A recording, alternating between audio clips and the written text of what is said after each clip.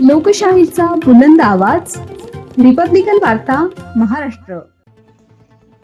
पैठणमध्ये चोला फायनान्सच्या नावाखाली खंडणी आणि धमकीचा धक्कादायक प्रकार. फायनान्स कंपनी विरोधात खंडणी आणि धमकी प्रकरणी गुन्हा दाखल होण्याची शक्यता. बातमी पैठण येथून.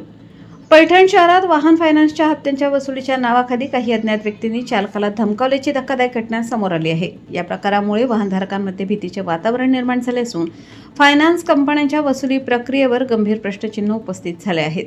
मिळालेल्या माहितीनुसार एका वेगन आर कारचे थकीत हप्ते वसूल करण्यासाठी 4 अज्ञात व्यक्ती पैठण येथे आले होते. त्यांनी भर रस्त्यात गाडी अडवून थेट चालकाजवळ जाऊन स्टेअरिंग खेचत वाहन रस्त्याच्या कडेला घेतल्याचा आरोप आहे. यावेळी संबंधितांनी चालकाला धमकावत, गाडी जमा करा, नाहीतर पूर्ण रक्कम आम्हालाच भरावी लागेल. आम्ही तुमची गाडी उचलून नेऊ. आम्ही कंपनीकडून आलो आहोत आणि आमची कोणी काहीही बिघडवू शकत नाही, अशी दमदाटी केल्याचे सांगितले जात आहे.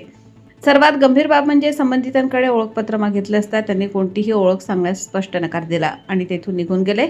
त्यामुळे ते खरोखर अधिकृत रिकव्हरी एजंट होते की बेकायदेशीरपणे खंडणी वसूल करणारे लोक होते, याबाबत संशय अधिक गडद झाला आहे.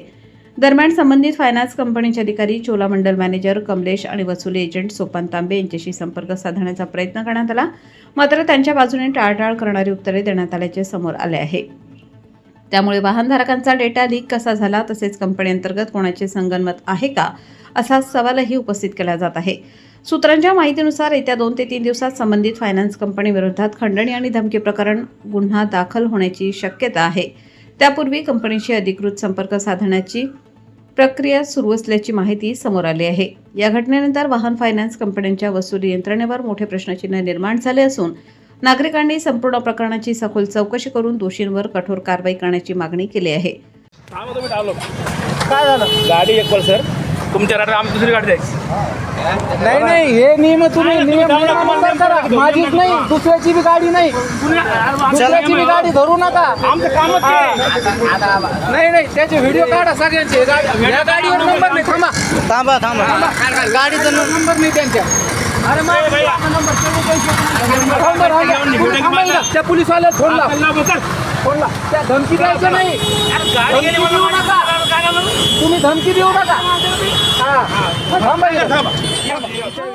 रिपब्लिकन वार्ता, महाराष्ट्र न्यूजसाठी पैठण प्रतिनिधी राहुल किरे, Chhatrapati Sambhajinagar. Subscribe now and press the bell icon. Never miss an update.